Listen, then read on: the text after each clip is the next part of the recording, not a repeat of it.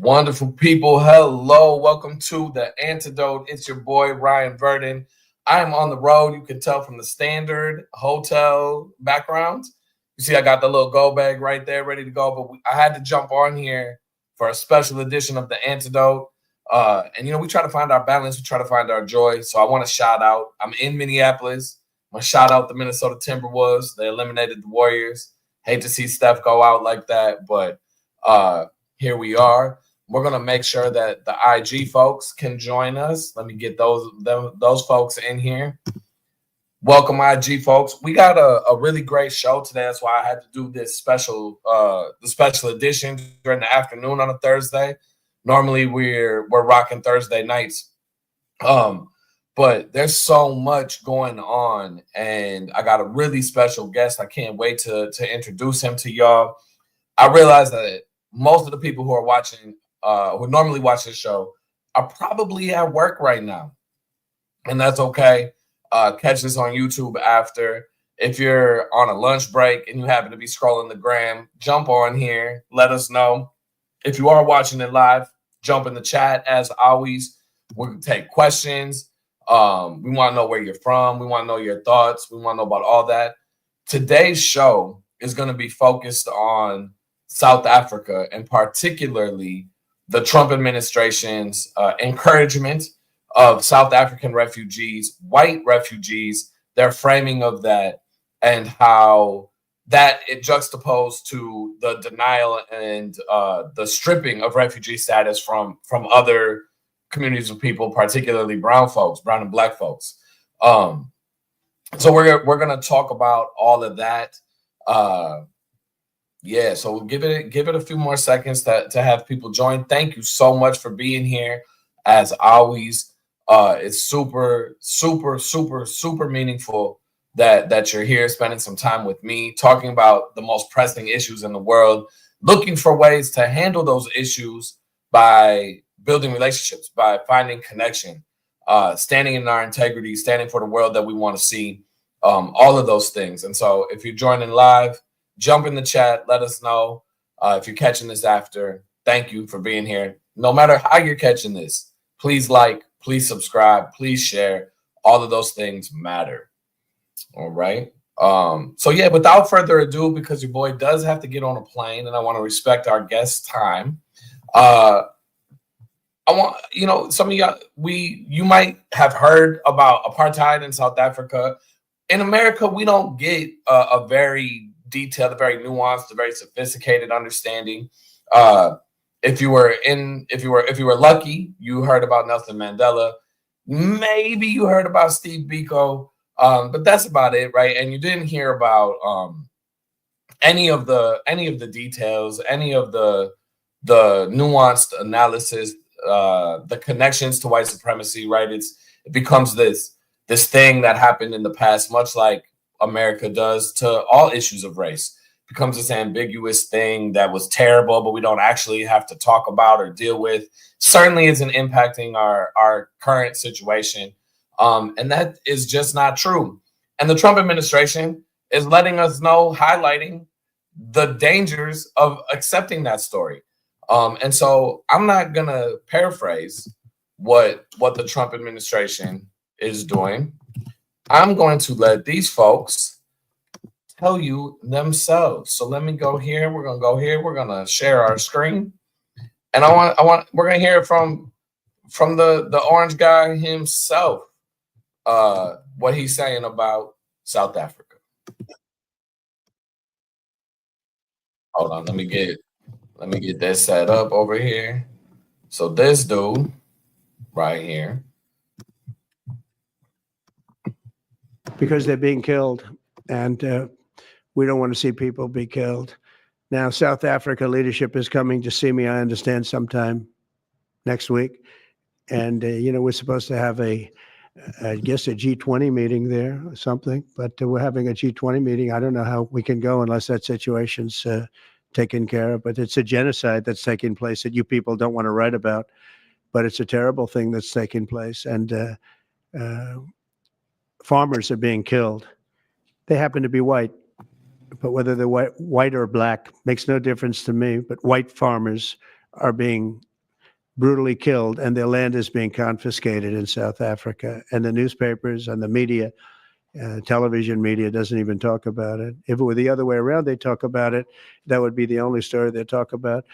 And I don't care who they are. I don't care about their race, their color. I don't care about their height, their weight. I don't care about anything. I just know that what's happening is terrible. I have people that live in South Africa. They say it's a terrible situation taking place. So we've essentially extended citizenship to those people and Extended to citizenship. escape from that violence and come here. All right, folks. So you can see there's a lot going on there. There's a lot going on there. And thankfully, I do not have to make sense of this myself. And I don't believe he knows anybody from South Africa. Well, that's not true. He knows Elon Musk. I don't think he knows any non-white person from South Africa. But I do. And now we do. So I want to invite and have y'all welcome a friend of mine I met 2 years ago now, I think, at the White Privilege Conference in Tulsa. And he reminded me that of where we met because of his shirt that he's wearing today.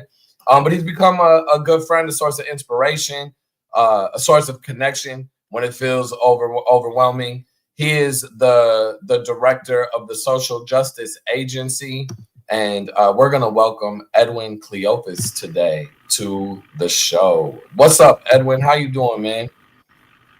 I'm good, man. Good to be here. Hi to all the people out there. Good to chat to you all this today. And hopefully we can come out of this a little more woke, the good work. A little more, yeah, a little more woke for sure, for sure. I like that layout better. Man, thank you so much for being here. I know. So Edwin is joining us from South Africa. Where at exactly in South Africa? I'm You in in the Joburg? Western Cape, so Cape Town, Cape Town, Cape Town. Okay. Nice, nice. Cape Town. So, Yeah, yeah. Edwin, help us make sense of this, brother. Like, what's going on? Why is Trump and why are folks like, oh, they're killing white farmers in South Africa? How terrible. Help us understand what's happening. Yeah. So let's just say let's start at the beginning.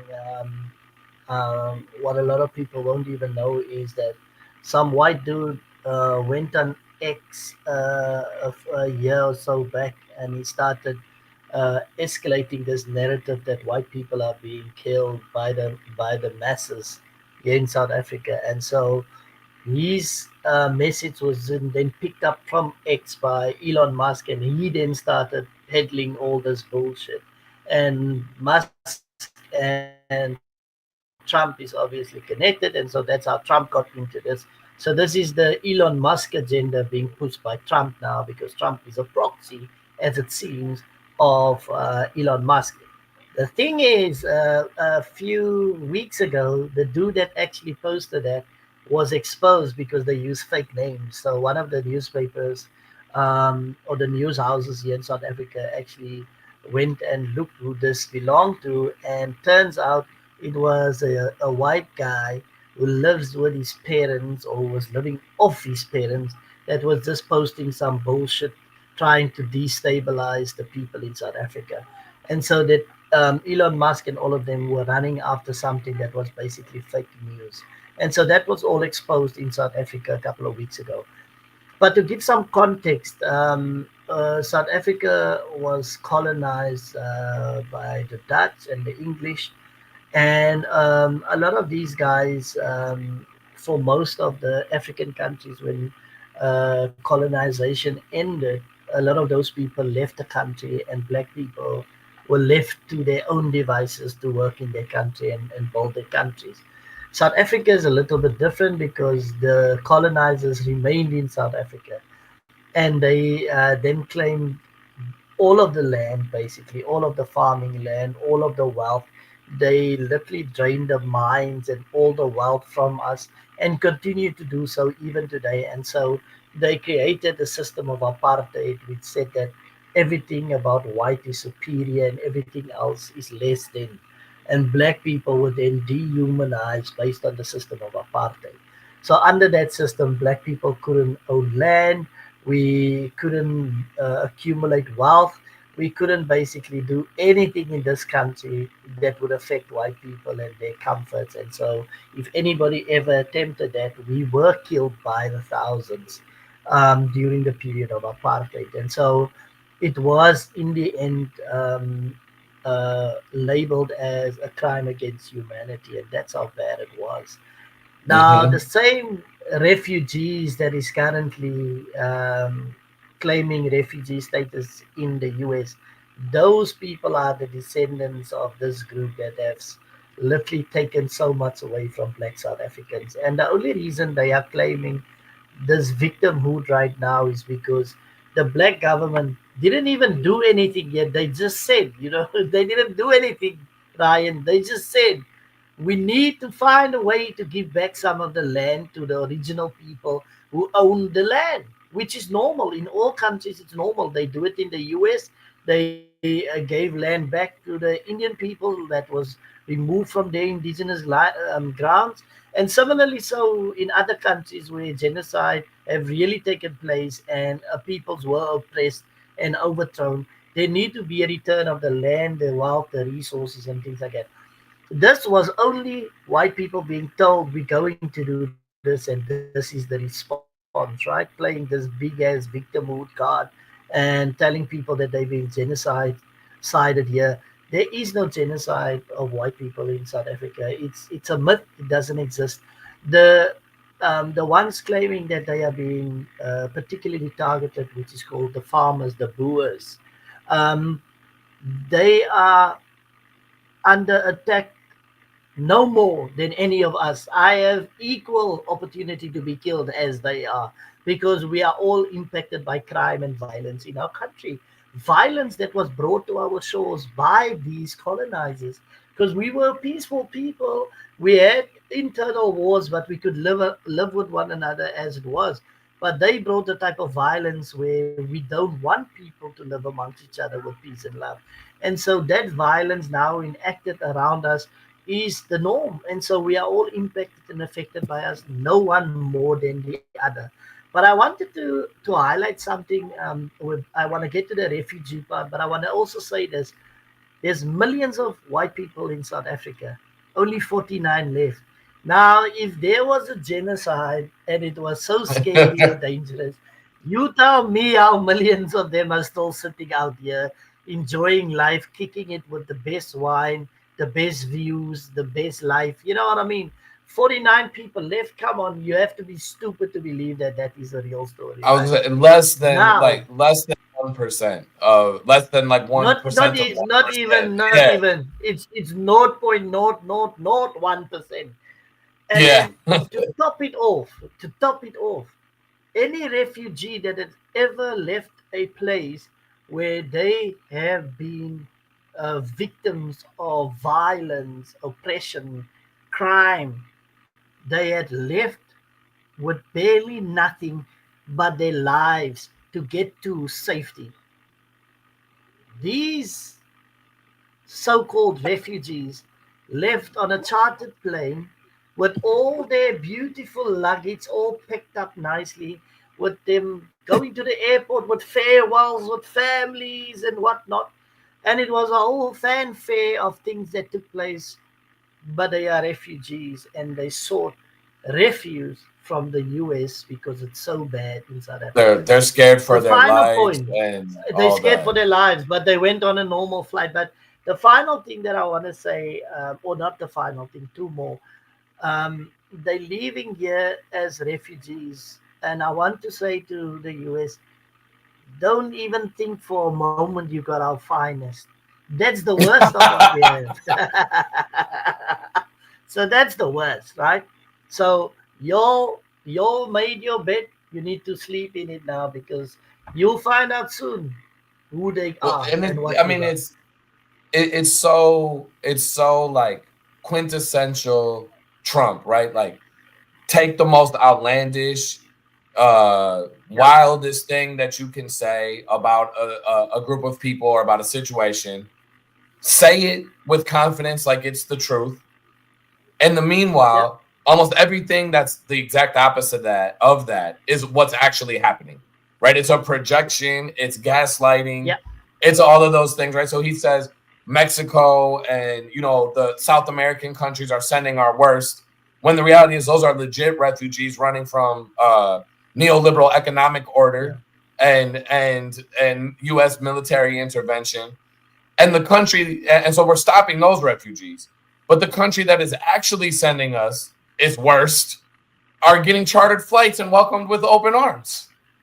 absolutely, It's absolutely. the And it's he it's makes it's it. like the most quintessential Trump thing you can do. Yeah, absolutely. It's on point with who he is. I mean, they are being killed. Their land has been taken without compensation. They are under threat. It's the worst type of life that they could have. This dude don't even know nothing about South Africa. He's never been. He doesn't know a little piece of information that is genuine about South Africa. And to say that these things are happening to these people are all bullshit. Because guess what? This is the best part, Ryan. Every single day and across months and months of the year, thousands of Americans come to South Africa every single day to I come and know, holiday and to kick it and chill out here in what we have to offer. But there is a genocide in South Africa and and white you're people not are safe being if you're killed. white. Yeah, yeah. But all you people, all the white people from the US are coming here to have holidays.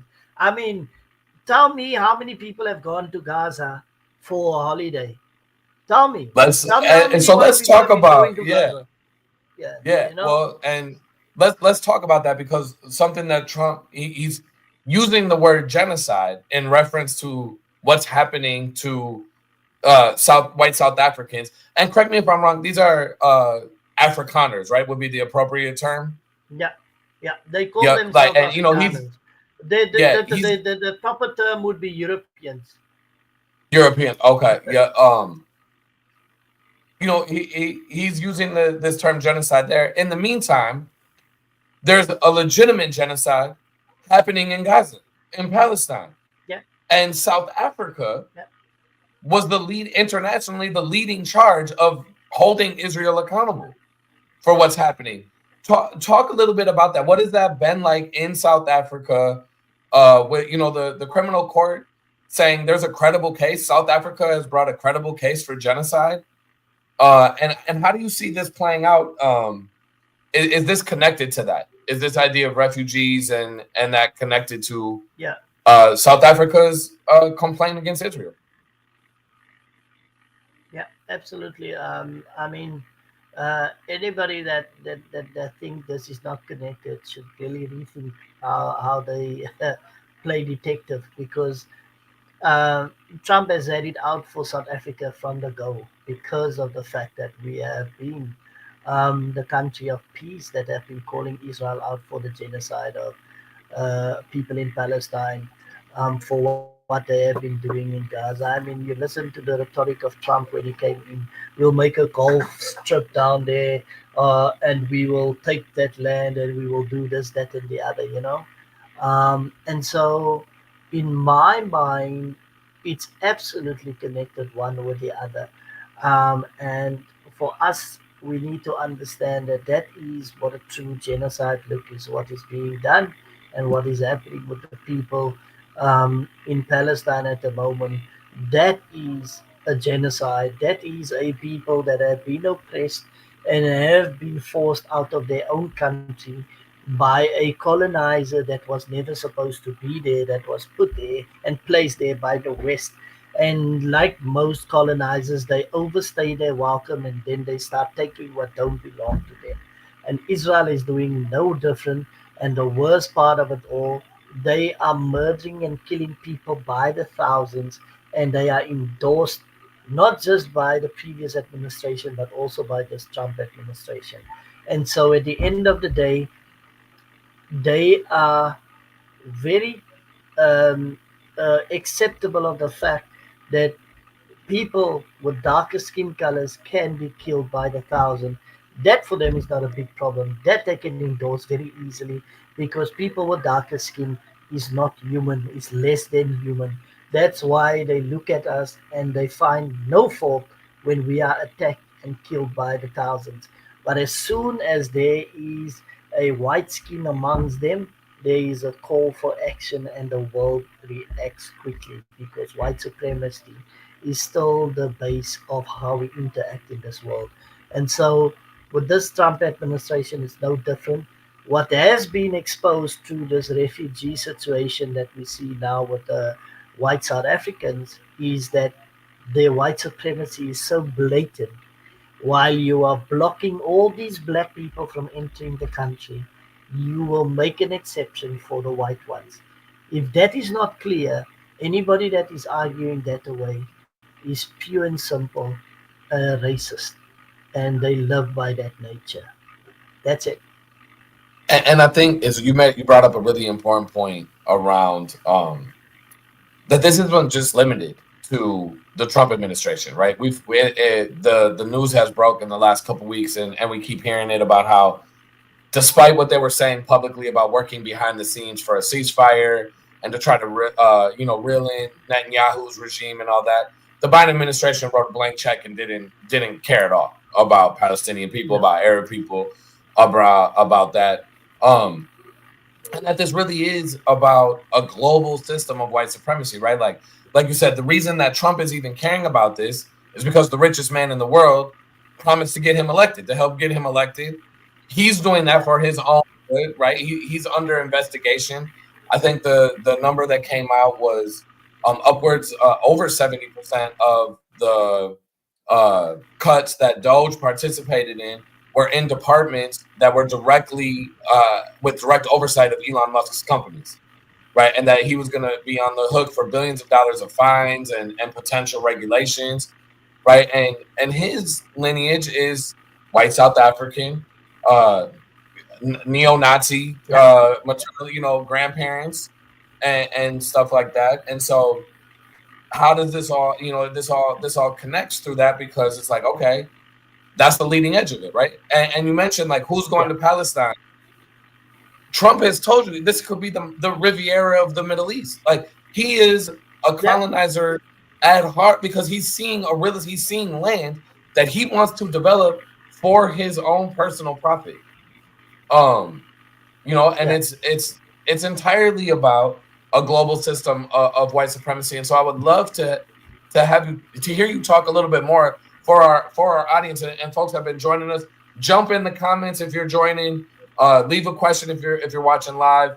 Make sure you like, make sure you share, make sure you subscribe. It really means a lot. But Edwin, yeah, like help our audience understand, how is this all a part of global white supremacy? Because people might look and be like, um, well, it's not a one-to-one correlation, the racial categories and the understandings of race in America and South Africa, right? Like there's different categories, but so the details might be a little bit different, but the mechanisms and the workings of power are very much the same. Yeah, help our audience understand that. It works the same everywhere. White supremacy was invented and designed in the then United Kingdom. It was distributed to the US, or which is America today, and then it was redistributed amongst all the African countries. So the packaging, as with most messages, as it reaches each of a different town, the message might be slightly different, but the package that you deliver is still as dangerous as it was in the first instance. And so, if the American people want to understand what we went through, they should just look at their own history of where they come from. But as it stands to once colonized, they become the colonizer when they don't know what better to do with their time. And this is what had happened in this incident. So, just to give you an idea, Ryan and the viewers and listeners, South Africa is made up of 63 million people. 63 million. How I that don't think people percentage is realize how divided? big South Africa is. Like, it's not a It's massive. small, like, It's massive. obscure It's country. massive. Like, yeah, Yeah, it's massive. That's another thing. The maps that you have is all skewed, so it looks right. like you're bigger than some, but you're smaller than most. But to break that down, we are 63 million people, right? Of that 63 million, only 7% makes up white people, right? White people is only 7%. So 93% of the country is black, right? And then you have divisions within the black, but it's still 93% majority black.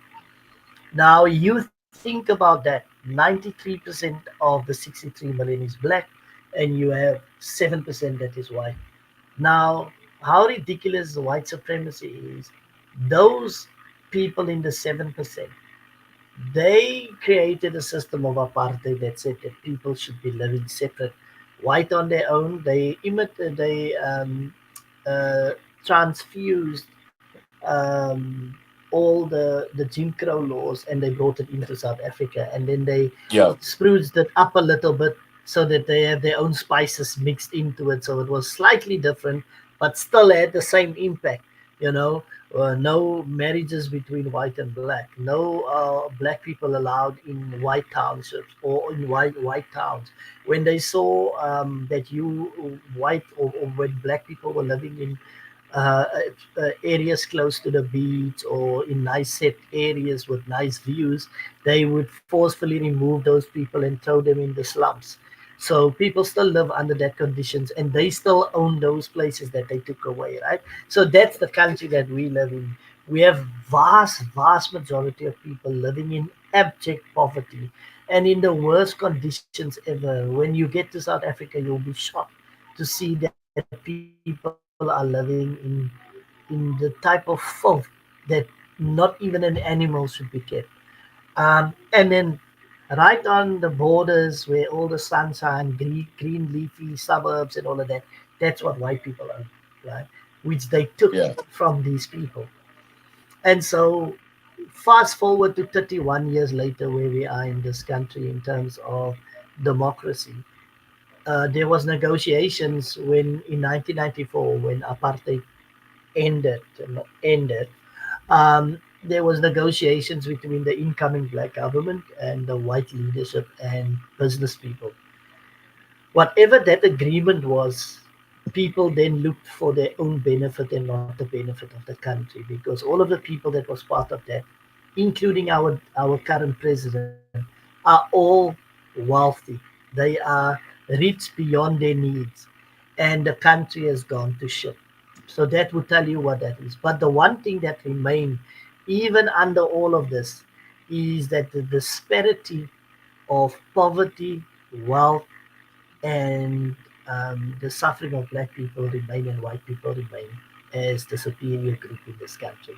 And they still own the economic power, and they still own the social power, and all we were left with was political power. That's why you see us fight amongst each other for political power and to fight with each other to get the upper hand. But in terms of the country's layout, white people still dominate and run this country, even though they only make up 7% of the country. Yeah. And I think that's a point for audiences of the antidote. One of the things that we talk about, that I talk about all the time, is we really need to understand the function. And a mutual friend of ours, Robin D'Angelo, always talks about how does this function, Yeah, right? Um, and what we need to understand is that whiteness functions as a way to allow a certain group of people, those folks we call white, to hoard material resources, to lay yeah, claim over natural resources, over people, to accumulate wealth and power, and then to do whatever is within their power to rationalize the grip on that, to not share that, to yeah, not spread, right? And that is what, so when we talk about what's happening, my people are Irish, right? That's what the UK yeah, colonized Ireland first. They needed resources, they needed people, they demonized Irish folks. yeah, Um, and so it's not a coincidence that Ireland is one of the first countries to co-sign South Africa's claim of genocide against Israel, right? Because there's a yeah, historical legacy there that whiteness works really yeah, hard to get people who look like me to forget and to understand, like, yeah, hey, we're so worried about the doors that whiteness can open for us that we don't realize that it's actually closing us off from the vast majority of people on the planet, the vast majority yeah, of power on the planet. Um, and to build relational power and community, that there's so much abundance if we just get rid Yeah, of racism. If we get rid of white yeah, supremacy, there's abundance to be partook in. And absolutely. If you think about it, Brian, think about those two things before I speak to what you were just talking about now. The power which you mentioned earlier. So we think power is an overarching dominant effect in terms of numbers, right? But what right, I'm telling you about how it looks like over here is to show you that in America you have a majority white population. So you would think, oh, that makes sense. That's why they dominate. The same with the UK. They the dominant group. That's why they dominate. So you would have to see that that would go on as you go along through all these countries. But I'm telling you that in this country, they are 7% of 100% of the country and they still dominate. You understand? And so right. that's how powerful this shit is. And so when you say we need to get rid of white supremacy and there's enough resources, that's what we've been saying about Africa. We have enough Right. to be the dominant power and hold the West at a ransom to survive because we own all the raw materials that they need to make the money that they use to then oppress us. And that And is the what is becoming more clear now, and that's why Trump and all of these guys are becoming warmongers, because they know what's going to happen if the dollar falls and BRICS I become the was gonna say, yeah, dominant power in the people. conversation. It, Yeah, it's terrifying to the West, the idea of an African Union, a unified African continent, BRICS, right? Like that, the economic alliance, like it's terrifying. And the what's wild about it is yeah, the Trump administration and white nationalists and racists that he's got behind him, I think really underestimate the extent that power that whiteness has. Like it's not gonna go that way, right? Like you can see with the tariffs and stuff, China's like, we'll go somewhere else. We'll go here. There are other options. And I think we're yeah. really interesting political moment Okay, where yeah, we'll see, right? We'll see what happens. I think it's gonna be a test. We'll see what happens. Edwin, yeah, before you get out of here, I wanna know, like, at the end on the antidote, we don't just analyze the problems. We bring solutions. We talk about what can we do. So for folks, and I know we've talked about that, right? At the social justice agency, you're working, you're organizing, you're doing that, but you also have a really dope conference coming up. Would love for folks. How can they get involved? How can they support you? How can they learn more about what you do, about what's happening in South Africa, its connections to what's happening in America?